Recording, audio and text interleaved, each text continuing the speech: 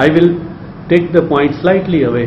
In that sense, what happens, like many creative people who have done a lot of great things for the world, Linux, the creation of Linux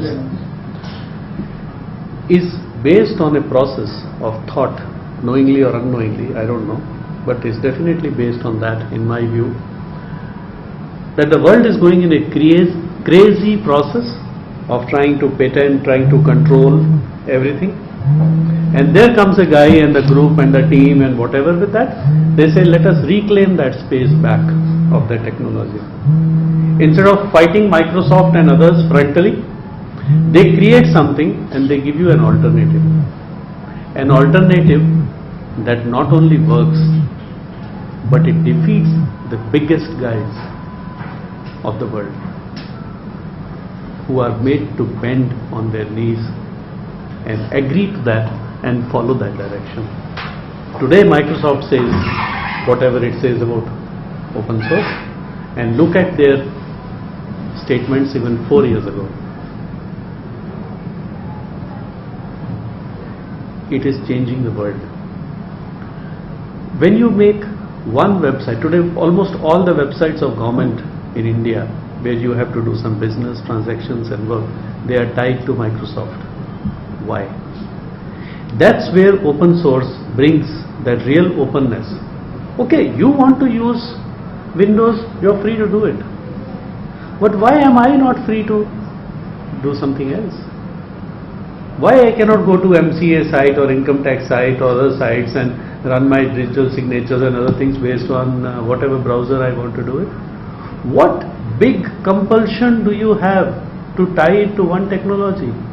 And a technology which is known to be the most technology of the world today. Is your thought which is not open source, because your thought is corrupt. So open source actually takes you away from corruption. It takes you to the purity of thought, and that thought is to be a giver or to be a receiver. Open source makes you giver. That what I make, I give it to others. In my company, I make open source software and I make closed source software, both. And I am known for both. But I have a clear thought on that. I don't justify it. I have a clear thought on that. One should have guts to say that. Why to justify? I make this proprietary software because of this. Why? Or I make this open source software because I am a giver. Okay, be clean on that. Be clear on that. But this corruption of our thought process is what has closed the issues and made the whole mess in the world. So there may be no more Newtons, no more Picassos in the world. Because before they paint the next thing, somebody will say, look, I made that menu, I made that blue color, you can't do it. So the repercussions are very serious. Open source technology, google.com, you get the answer. I would say in 101 out of 100 cases you get the right answers. You may have to spend 5 minutes or 5 hours, but you get the answer. Turnaround time of going to a proprietary company and getting the answer, you have a fantastic answer, Control Alt Delete. And I have seen this with Microsoft customers myself. So that is only a psychological issue. Support, today you talk of any open source project of the world, whether it is half cooked, fully cooked or whatever level, you have support available.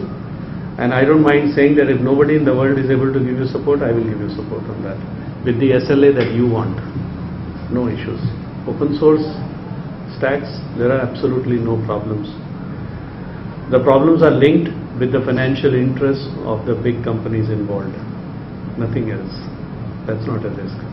It is like, for example, the government recently passed a rule on the internet laws. These rules were made outside the parliament to control whatever is happening. And big protest started against that.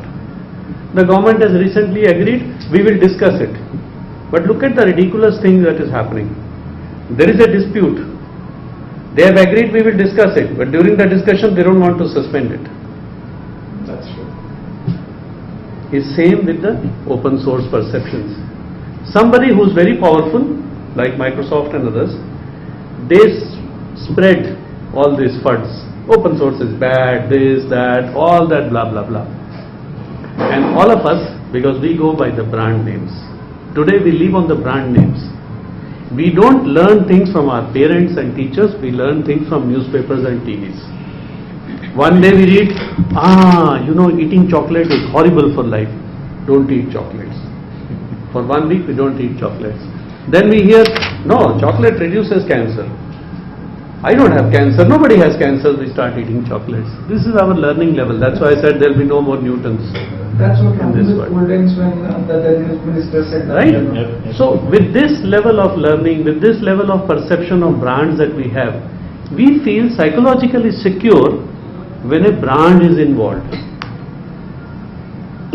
Forgetting that behind that brand, most probably there is crime.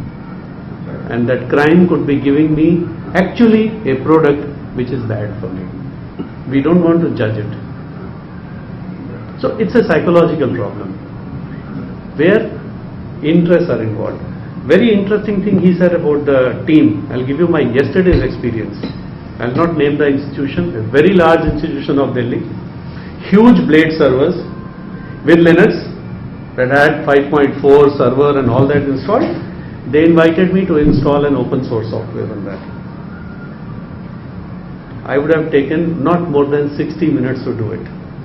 4 hours we were fighting to struggle with the OS. They have installed Red Hat on n number of virtual partitions where nothing is available. And we want to make another one. No. We have to go through permissions. Ask this, ask this, ask this. 6 different levels, and then the guy says, but we have Red Hat open source environment. What problem do you have? I said, sir, you have nothing there. I can't do Yum, I can't do MySQL, I can't do wget, I can't, nothing is there.